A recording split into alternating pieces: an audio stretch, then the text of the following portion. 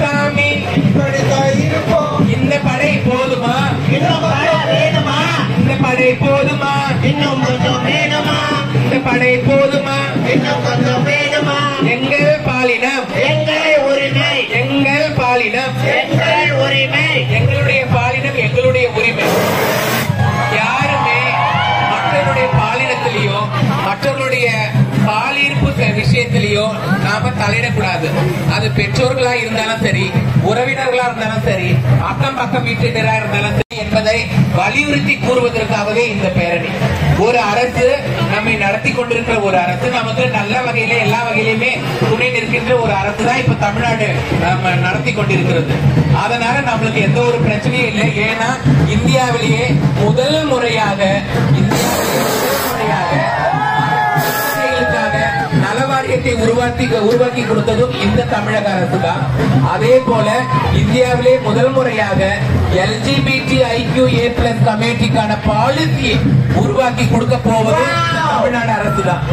இதுவரைக்கும் எல்லா மாநிலங்களிலுமே திருநங்கைகளுக்கான policy LGBT மக்களுக்கான பாலிசி கிடையாது. அந்த LGBTIQA+ கம்யூனிட்டிக்கான பாலிசியை உருவாக்குவதற்கு முக்கியமான வேலை செஞ்சது தமிழ்நாடு அரசு தான். பல்வேறு காரணங்களால அந்த பாலிசி இருவேறு பாலிசிகளாக வரப்போகுது அப்படின்னு நாங்க கேள்விப்பட்டாலும் கூட இது தமிழ்நாடு எடுக்க முயற்சி.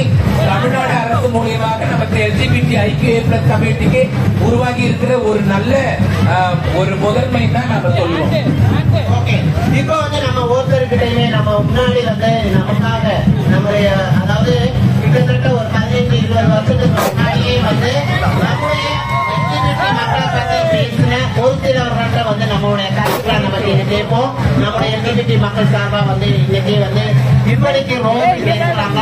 அவங்க என்ன சொல்றாங்க இந்த பயணம் பத்தி அப்படின்றத கொஞ்சம் கேட்போம்.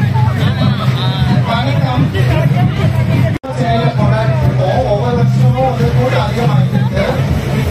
ஆனா பிரைட் உண்மையிலேயே ஒரு போராட்டம். அது என்னன்னா ஹங்கேரி அப்படிங்கிற ஒரு நாடுல தலைநகரான பூடாபெஸ்ட் அப்படிங்கிற ஊர்ல பிரைடே நடத்தக்கூடாது அந்த ஊர் பிரசிடென்ட் சொல்லிட்டாரு. 4 வருஷமா 5 வருஷமா அந்த பிரைடே நடக்கல. ஹங்கேரி தலைநகர் பூடாபெஸ்ட்.